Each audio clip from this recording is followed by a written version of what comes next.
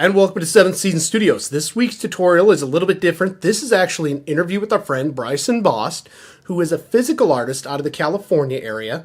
And one of the things we wanted to do with 7th Season here is we wanted to bring you artists that are not just digital, but also physical, so that you can get some commonality, and you'll probably identify some common points in both Bryson's technique and his approach to art that kind of shares with you how he made it, how he creates it, and maybe you'll be able to take some of this away because there's really no difference between physical art and digital art, right?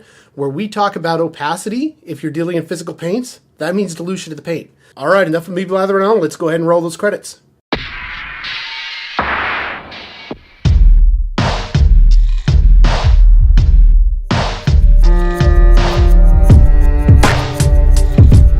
All right, so what I kind of did is we took a look, I kind of opened it up to my Facebook group. And one of the things that they kind of wanted to know is, how did you get started in art? Because everybody was there was at least 4 questions of, how did you get started? Because, I mean, you've got successful gallery shows. Sure. How did that kind of happen? And I'm not talking about how you stumbled into the gallery, but kind of what made you think that you maybe had a creative process to start with? So, in essence, I guess I could use an example of sorts. So it all started on something like this, where I realized that I'm going to begin filling this in. And then I realized after that, wow, if I could do that, then I could do by 2 by 2 feet. And then after that, I could do 5 by 5 feet. And if I could do that, then I could just keep expanding. And I think that was the biggest pull. It was just to challenge myself. Okay, so the geometric designs that you kind of make, right? So you started off doing geometric designs on a small scale. Absolutely. And then the scale just kind of expanded. What is it about geometric designs that really drew you to that process? What kind of joy do you get out of that? What kind of feeling do you get out of that? I think there's something comforting about seeing cohesiveness and synchronicity and to be in some way responsible. Because a lot of times I'm kind of feel like I'm vacant inside, where it's maybe you want to call it the divine force or the muse or whatever you will kind of leads the hand, because many times I've just kind of zoned out in a way where I just kind of draw, and then I wake up, and 5 minutes later there's a big square or a circle or a big blotch of patterns that have completed itself. So, and then when I look down again, I'd be like, wow, it all kind of came together.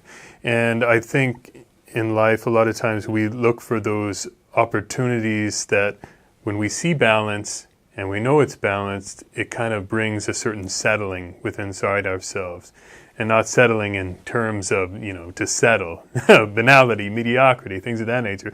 It's more settling in terms of everything is at calm, everything's tranquil. And that's a wonderful feeling to achieve. Okay, so in a way, almost, you're using the geometric pattern to achieve some sort of tranquility and some sort of balance. If you were to describe your art using like 3 adjectives, right, or 3 themes, what would the 3 themes be that you would say your art is generally about? Absolutely. Intricacy, which is probably a noun, but regardless, I like the intricacies because I love mechanical movements, especially in watches and things like that. So I'm very drawn to the inner workings of components, whether they're human beings, which sounds kind of sociopathic in nature, I know, regardless. But I do appreciate that kind of neural networks about what makes things tick in all forms. Secondly, another action word in a way is discipline. I enjoy the fact that I have to spend a certain amount of time doing something and it engrosses me. Where it's like I feel when you're doing art in that regard, you're kind of omitting yourself through all of the flux that's in the daily life. And by putting yourself in there and giving yourself to it, you're giving yourself the opportunity to do something that is productive, it can be arduous, and you can go about it with a fervent energy. And I like that, the application of it, just to give myself to something that isn't going to in some way contribute to someone else suffering is another way. Third, as you said, I would like to say it would be third. Beauty. I like to achieve that.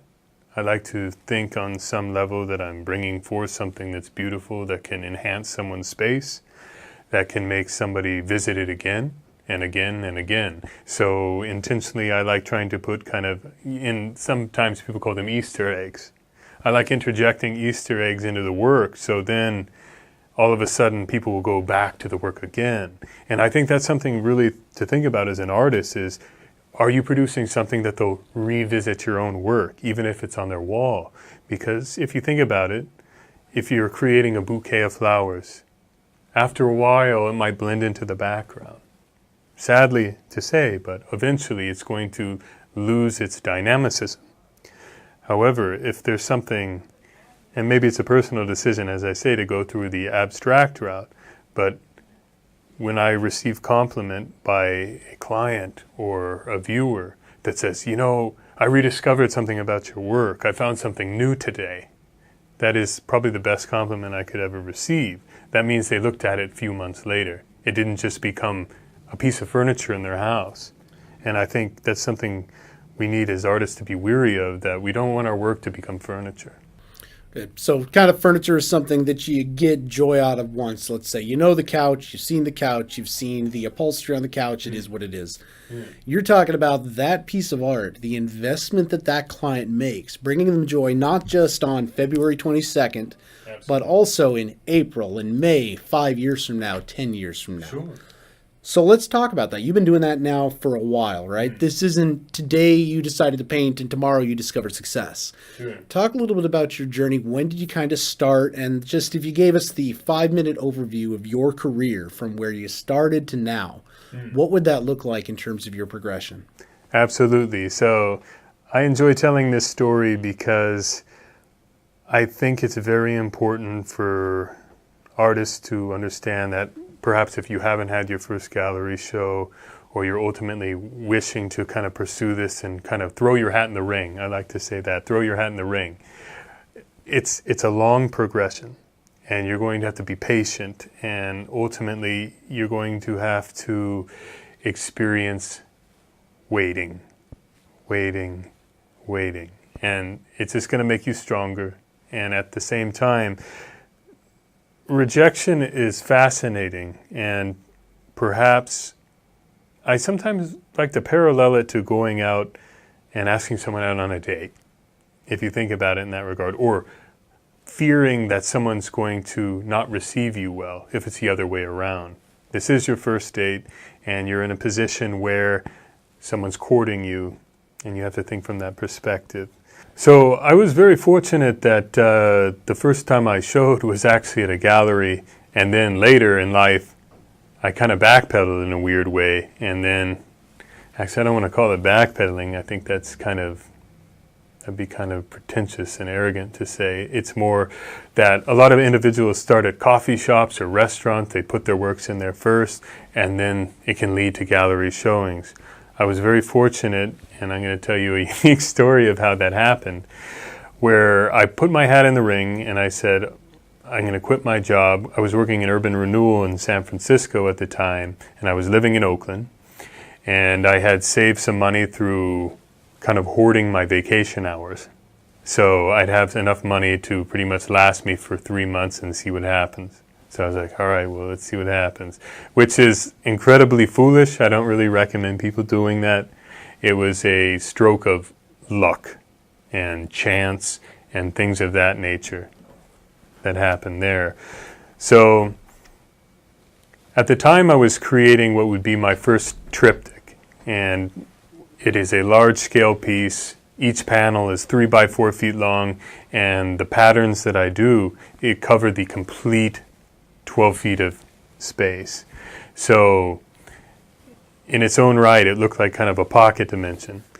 So ultimately, one of my neighbors, I asked him because I wanted kind of an opinion. This is when I was 27 years old. I said to him, hey, you want to see some art? Just because I wanted to garner people's opinions. And he's like, yeah, man, whatever, someday. So lo and behold, a month and a half later, I asked him again, you want to see some art? Well, as fate would have it, he had dropped acid the night before, and He was telling me outside, having a cigarette, about his epiphany, about how I need to listen to people, I need to be more open and receptive to people. I watched this baseball game, and I understood the mechanics of baseball, so let me see your art. So he comes in my apartment, and as a person who had just taken LSD the night before and had the effects still wearing off, when he saw 12 feet of intense, intricate patterns, his mind was blown, and he says, my brother is an artist at this gallery. I'm going to make a phone call for you. So that is a very unique circumstance, but the reason I bring this up, and this is very important that I've found, is the fact that the best opportunities that have come to life as an artist is when someone asked me, not the other way around. And that can be achieved even at a coffee shop. For example, my work was in a coffee shop later on. Someone approached me through the website, a local, and said, you know that piece in there? If it's still available, I'd like to purchase it, which is wonderful. Then there are other times where I was at a restaurant in San Jose, California. The gallerist came about, saw the work, and said, I'd like to put you in a show. And that's an amazing opportunity just because she happened to be eating there. I didn't approach her, and it just kind of came into light. Now, there's a caveat to that as well. One of the things that really solidified that connection was she gave me an opportunity, and this is where truth, earnestness, and character really shines, is I was bringing my work, de-installing it from the gallery. This guy, who I thought was an average dude because, he worked at a car lot, come to find out he owned the car lot. And he said, oh, you're taking this down? You're done with your show? My wife really likes it. And I was loading it in the car. And he says, I'd like to purchase it. How much? How much? And I said, well, I'll give you a deal because it's afterwards. And this is the price, which happened at that time to be $500 because I didn't have to, quote, pay the gallery commission involved in that. So ultimately, I gave him the piece. And then I thought to myself, wait a second. The gallery gave me this opportunity. I'm going to give them half, even though I don't need to. And I went back to her and I said, Sherry, this is what I was given for this piece, and I'd like to give you half. Because of that, years and years of relationship came. So when you think about it, don't always think in the short term. You need to think in the long haul, because it is a very kind of intimate, close-knit community, and word will travel about your behavior. So while your path forward might have been a little bit, I'm going to say, unconventional in some ways, It was about patience, and it was about speaking to the market, putting yourself into those positions, right? Mm-hmm. Putting yourself in the gallery, putting yourself in the coffee shop, first doing the art on your wall. So that you had a body of work to show in a way, right? When you just magically picked up the pen the first time, nobody was commissioning your stuff. Absolutely. You did it for you. Then there was patience, and that things that you maybe didn't think about, like your neighbor being connected with his brother who was showing at a gallery. Sure. You weren't actively knocking on your neighbor's door going, hey, buy my shit and tell your famous brother that we should probably do this. Yeah. So it's kind of interesting. And you mentioned that the car owner, that his wife really liked your piece. If we take a look at the intricacy, the discipline, and the beauty, which are the three things that you really talked about, what do you think that your clients, because you have them show you their installations in their home, right? Even on your website, you've got about 50 installations that shows your art just isn't purchased. There's actually validation. What is it about your art that you think makes them feel a certain way about themselves? So they love your art, like the piece behind you, right? They really like it. What is that thing that you think it makes them feel that says, I want this in my home? What is that connection that you make? Well, I'm glad you brought that up because you just gave me an idea on something I'd like to share with everybody. Two things. I think they feel time, that it took somebody time to do this, that it wasn't just something that was done in 3 minutes and then they said, oh, here you go. Here you go. Here's my soul. They could tell that a lot of time was spent on here. And second is this. My work found a niche. Or is it a niche? We'll say whatever. Whatever it is. Whatever it is. A niche. Niches, man. Bring niche and a niche. So regardless, what happened is because of the intricacies, it really got to be popular with engineers, computer programmers, people in tech industry, people in medical device industry, and also there's a strange dynamic in that because I have to say 80% of my clients are males. The 20% of females that appreciate my work, they're very business-minded people. And it's fascinating. They're more connected to the entrepreneurial spirit. There's a fashion designer who collects my work. She owns a variety of companies. And one of the things that she likes about it is there's that order and structure. And for someone who built up companies, that is a tremendous thing to see reflected back on something that they have on their wall. They see themselves through the patterns, especially because if you think of what a pattern is, it's a series of events, sometimes replicated, sometimes healthy, sometimes unhealthy. But regardless, it's indicative of something. Well, what is it indicative of? It's indicative of some kind of choice, some kind of decision, a pathway of decisions, all of those things conglomerating into a singular whole.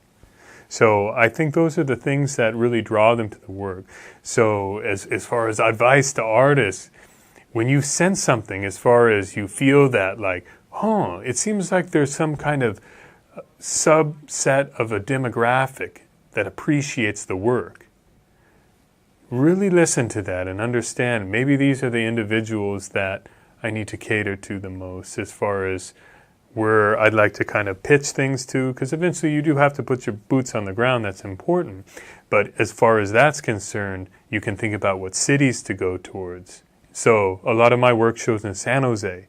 And what's in San Jose? That's the heart of the Silicon Valley. You got Mountain View, you got Palo Alto, San Mateo, Burlingame. All these places are related to individuals who are in that particular field. So, and that's something that you will discover as you go along. So what's interesting about that, just kind of wrapping it back, because a lot of people that will be listening to this interview are definitely aspiring artists, right? Mm-hmm. That haven't had the success you've had or maybe are jumping into other fields. Even though you would consider yourself at heart to be an artist, and you talk about the discipline, you talk about the intricacy, you haven't ignored the business side of what you do either. The galleries that you show at, as you said, cater to your demographic. Mm-hmm. You know your numbers, right? You just talked about an 80-20 split. And you also understand that they're largely entrepreneurial or they're tech-minded. Mm-hmm. So while we're saying a lot of times people think, well, you either have to be pure artist or pure business person, you cannot separate the two. And I think you've demonstrated that fairly well here. Sure. With that, also, do you think that maybe the reason that they are more entrepreneurial-minded is that if they are computer programming savvy, or they might be entrepreneurial, or they may be a fashion designer, there's a certain amount of freedom and flow, which I think is captured in your work, underlying a certain amount of structure, intricacy, and bare bones. I mean, in all of your work, it seems to me to really have a common theme that runs throughout in your geometric designs, with a lot of freedom and flow in your individual pieces. Mm-hmm. Would that be at least a fair assumption? Oh, absolutely. And one of the things you just kind of jogged my memory about something that I can really kind of convey is think very carefully if you want to go the route of making reproductions. Think about that as far as who you want to be. And I'm glad you mentioned the art and the pure artist versus the business person. That's something to really take into heart. I personally chose not to make reproductions of my work or prints or etchings so that I can build a personal relationship with the client. And I think that's something you're going to ask yourself about your personality type. Do you want to have coffee with somebody? Do you want to go out to lunch with someone? Do you want to go to their house and spend time with them and say, bring something for, we'll use an even number, $1,000. Do you want to give them a painting for $1,000, or do you want to sell 10 people something for $50 that's mass-produced and never see them again? And then at the same time, really, you'll never have the opportunity to sit down with them, and actually they become your buddy, and it doesn't really have to be about art after that, which is nice, you know, because I think one thing to really consider is once the art is done and you put it out into the world, it's really a tangible item. And the reason why I'm using the word item is you can hold it, you can touch it, it's tactile. And yes, understandably so, and I have to remember that as well. Your soul is connected to it in a way, your heart is, your mind is, all that energy you spent to it. But it takes a life force on its own. The person who acquires it could either enjoy it, maybe put it in the attic, because you never know what's going to happen. They could ultimately grow tired of it, and then you'd never know that. So I think the rapport in the building is when you know that you've done well and you know that you've pretty much built that relationship with a client, when you go and visit their house a couple years ago and business is nowhere remotely near it, you see your work on their wall. And that, I think, is making it too, that they didn't take it down or swap it for something else. So that's big. And meanwhile, they look at the piece, they spend time with the piece, and they call you up or send you an email saying, you know, I have a room I just renovated. I repainted the kitchen. Let's talk about something we can put in the dining room. So it's about building connection, right? Absolutely. And I think that's something, when we take a look at some of the artists that are going to be listening to this are in the digital realm, and some are absolutely in the more traditional mediums. And when we look at it, the digital realm seems relatively disconnected from the process that you just described. Mm-hmm. However, if we look at how we get clients, because from a digital art side, we're in the age of Facebook ads, pay-per-click, and all of these rather robotic metrics. Mm-hmm. When we look at this, it's about how you get your clients that really matters. So what you're saying is, I can be in the reproduction realm and sell 100 pieces at $10 a piece to make my 1,000. But that's going to be a rather impersonal way to do it. You're not going to know who gets those 100 replicates. And the amount of value that they get isn't going to be what they get out of the $1,000 piece where you're going to sell one. Now, you'll never create that piece again. But it's not about the piece, it's about the connection. Absolutely. And what you say that one of the things your clients get in the utility of what you do is a constant connection to you. And in terms of every time they look at the painting, it's something for them to really look deeper into. And it's something that reminds them of the relationship that they have with you and the uniqueness of what you do. Is that a true statement? Yes, I would say so. And the thing is this, when you're giving them an original piece of work, they know that you're not putting on a shine, so to speak. It's kind of like it's theirs and it belongs to them. They don't ever have to think about, oh, well, he's just selling me something because there's 50 of them out there. And in my opinion, and like I said, it's really based on your priorities. But for me, I realized that I felt like it would be a tremendous disrespect. I wanted them to enjoy the piece for themselves. So that's something to really think about. And going back to the first gallery show I had, I was taught a tremendous lesson where the gallerist, Lonnie, said to me, I don't do reproductions. Don't do reproductions. And I'm glad that was the first person in the art market that I ever met. And she told me that. I think it's interesting that artists find other like-minded artists. So she wasn't in the reproductive realm, and she said, I don't want you to be in the reproduction realm. Sure. So it really kind of set the stage, and I think that's an important point for many artists. The goal is not to do business with everybody. The goal is to do business with people who believe what you believe and want what you really have. Yeah, and another point to think about this is this. Would you like to build connections with 3 people in a year? Or would you rather have no connections with 50 people in a year? And those 3 people you can have lunch with, you can enjoy time, and in some ways, and circumstances come, maybe your car breaks down and you need a ride. You can't acquire that from someone you sold a print to. So really kind of it's more about Sure. community. And especially if you're starting out, you're a starving artist, you never know if that wheel breaks on your car or something like that. You're going to need that ride. You're going to need that ride, let's be honest. You're going to need something to eat, Yep. I think that's a very important thing to think about, Now, what's interesting when you go into your creative process, because one of the things you liked about this was the intricacy of it and the fact that I'm going to use the term you kind of black out, zone out for a certain time, and you let your mind create. So you're not thinking about that client in a certain way. So really, whatever you create when you create this isn't for a specific client. It's your process, who then the client connects with. So when you're creating that piece in your creative process and you're blacking out and you're zoning out and you come back to and you say, listen, this is what's created. Do you think that the geometry that's created kind of helps create that connection? Do you think that there's an underlying universal geometry between people? Just a thought. That's a good thought there. What's funny is because there's so much inside our bodies that we can't really see without the assistance of some kind of weird device. I'm not a scientist by any means, so like a microscope or whatever doohickeys they got out there for that kind of thing.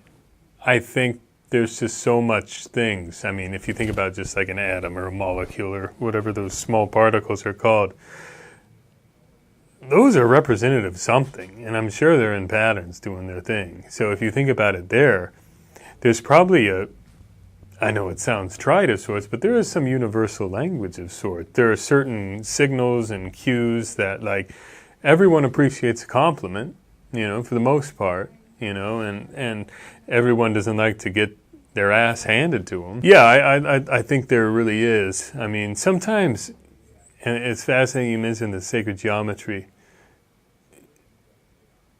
and it's going to sound hippie, and it's kind of true, though, in a weird way. You look at a set of trees, and you're like, there's really no ugly trees out there. You know what I mean? They seem to take care of themselves. And I think maybe there's a lesson in that. If you let your hand take care of yourself and kind of let the mind kind of not get involved so much. If you're overthinking and you feel like you're thinking a lot, put the brush down for a bit. Just put it down. Stop. Take a break.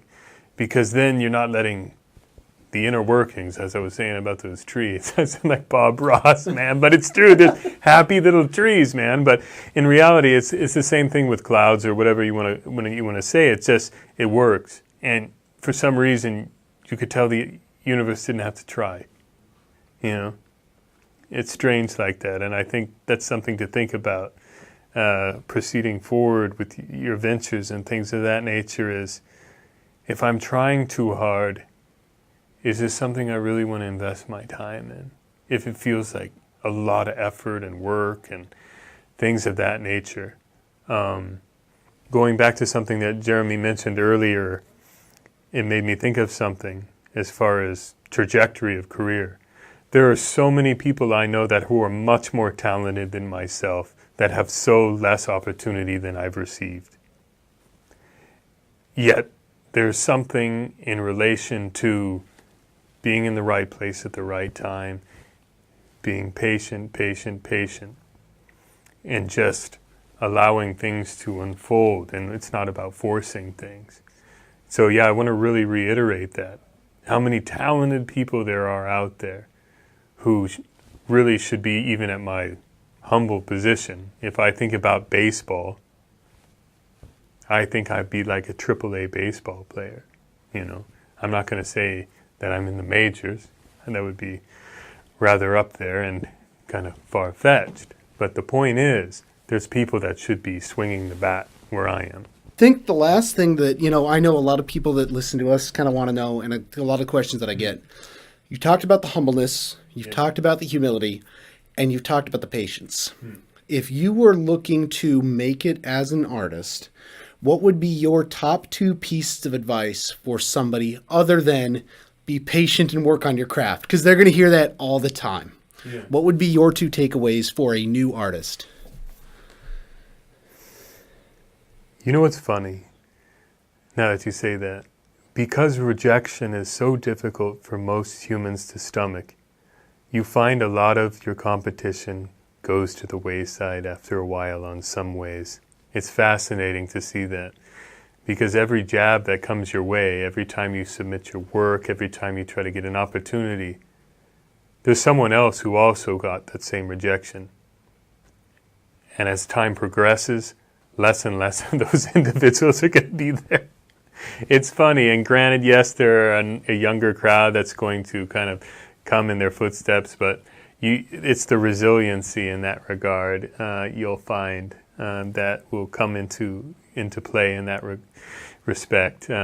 Be resilient, and you got a dream. If you don't have a dream, it's not going to keep you going. You have to think, I'm going to acquire something for myself, and whatever that be. My passion, as Jeremy knows very well, is watches. I love watches. Oh, so one thing also, it's very important. Let's think about this, and I'm telling you this on purpose to test your reserves.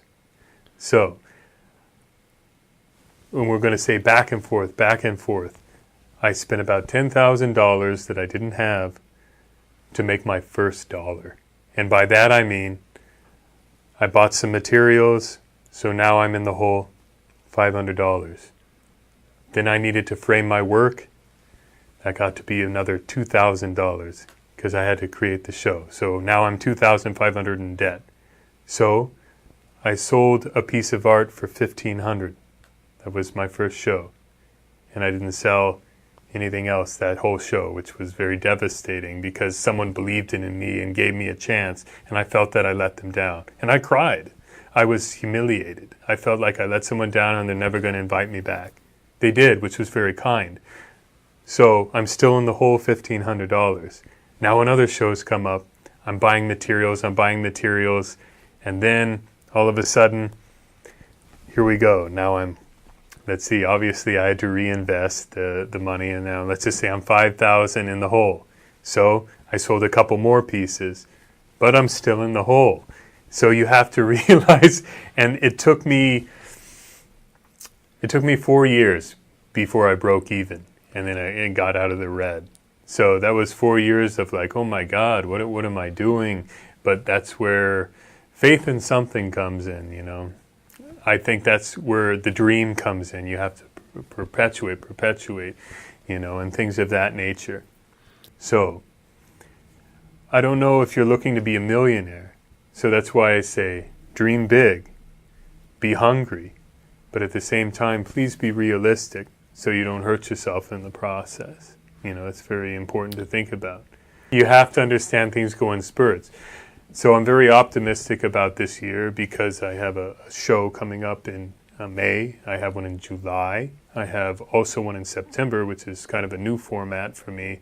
So that's coming off a year that, granted, I didn't make as much, but at the same time, I have a potential to make yield. So that's something you have to think about.